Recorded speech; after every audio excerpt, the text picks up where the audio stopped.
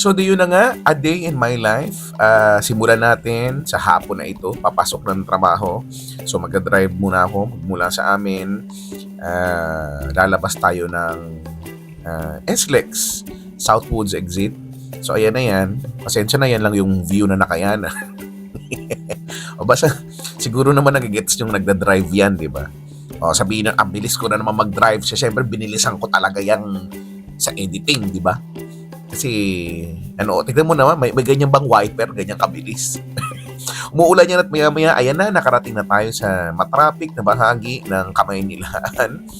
At maya-maya nakarating na dito sa building namin, ang E-Square Building. So, hindi na ganyan yung itsura niyan ngayon dahil under renovation yan, no? So, tuloy-tuloy pa rin, continuous pa rin hanggang ngayon.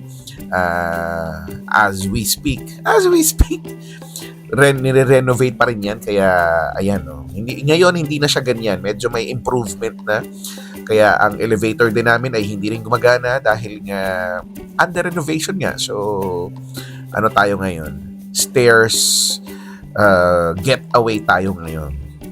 Exercise sa punto na yan, ihing-ihi na ako. So merong pinakamalapit na CR sa may second floor, meron dyan yung bowling, billiards, pwede kayong pumunta dyan, no? So parang, hindi ko alam, sarado yata, parang wala masyadong ilaw. Pero dyan kasi yung CR. Punta tayo sa may CR. Uy, ang dilim mga kaibigan. At bumalik na lang ako. Kasi parang hindi kaaya-aya. Charot. So ngayon, akyat na tayo sa third floor kung nasa ng Energy FM. Yan ang mga sasalubong sa inyo. At eto na, ang lobby ng Energy FM. So, hello, mag-time in muna tayo dyan, no? Si Estong at si Kuya Ryan, ang aming mga lobby staff. So, iihi muna ako. Hindi muna ako papasok sa booth. Iihi muna, dadaan muna dito sa mga ilang offices, no? Pantry. At naandyan na rin ang aming pa-CR. So, si CR muna ako ha, kasi yung pantog ko dyan, puputok na talaga, promise talaga. So, wag nyo nang makita kasi hindi daw gumagana. So, eto na. Pagkatapos maghugas, balik na tayo. At yung bag ko na iniwan ko nga doon, kinuha ko lang. Ang aming mga OJT, si Justin, and more of the OJTs noong mga panahon na yan. Pero ngayon tapos na sila. Mga nakakumpleto na ng ilang oras nila. So, mga OJTs come and go naman, ano. So, kunin ko lang din yung iba kong mga gamit. Headset, yung tumbler ko at pasok na sa booth. Andyan si Baby Toby, si Sheena, Jimbo, si Justin, no? Si Amit. Wala pala si Jimbo, si Sheena lang. So, pagdating ko dyan, syempre ganyan palagi mag-aayos ng gamit. At eto na, ako na.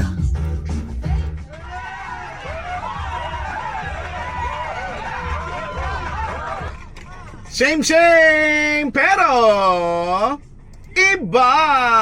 We are number 106.7 Energy FM. Pangga, huwag mo sabihing radyo, sabihin mo!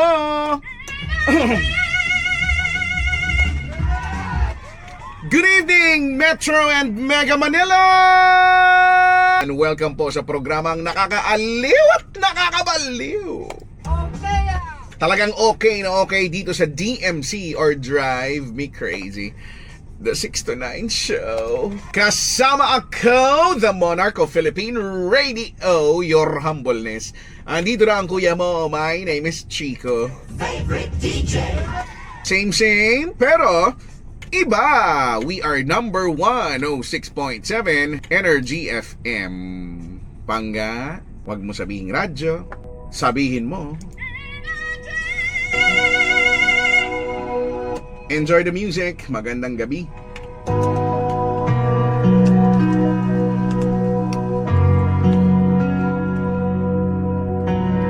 Pagkatapos umadli, punta muna sa kabilang kwarto dahil magre-record daw ng online content ang Chico Watching. So medyo hectic ang buhay natin.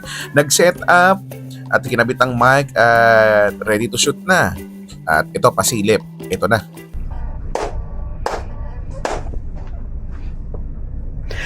Hello, mga pangga!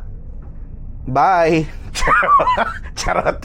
Ako si Kuya Chico at welcome sa isa na namang edisyon ng Chico Watching! Yay! It's done.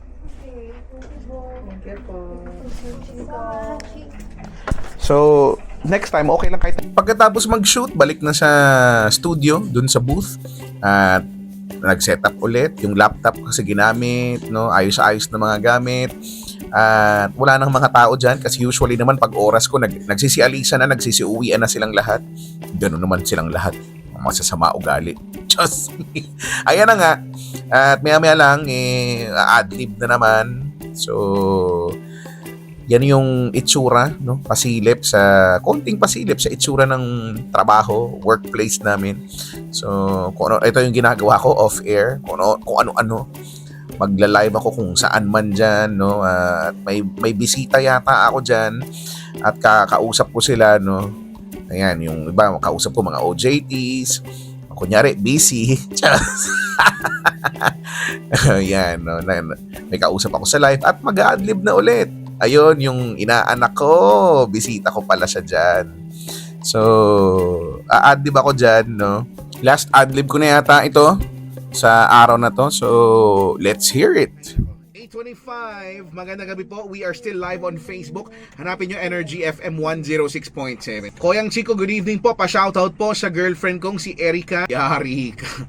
Paktay ka dong. Shoutout daw from General Mariano Alvarez, Cavite, GMA. Ito, kapitbahay lang namin to, no?